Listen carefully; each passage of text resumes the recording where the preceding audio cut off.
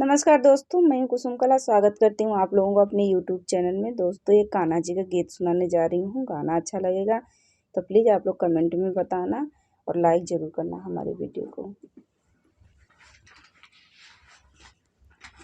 छोटी छोटी हाथावा छोटे छोटे पाँव रे, छोटे छोटे पाँव रे, कैसे माखन चोराए मोरे कान्हा रे, कैसे माखन चोराए नी मोरे कान्हा रे, कैसे माखन चोरायनी मोरे कान्हा।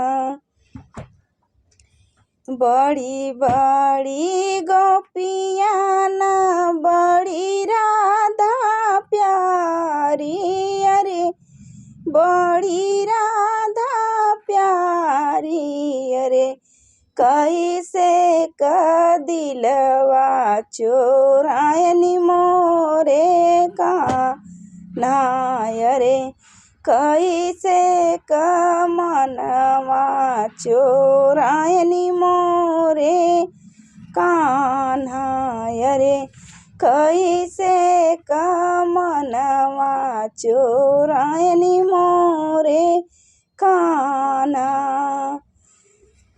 बड़ी बड़ी गैया ना छोटा मोरे कान्हा अरे, छोटा मोरे कान्हा रे, कैसे गैया चरही मोरे कान्हा अरे, कैसे गैया चरही मोरे कान्हा अरे, कैसे गैया चरही मोरे कान्हा।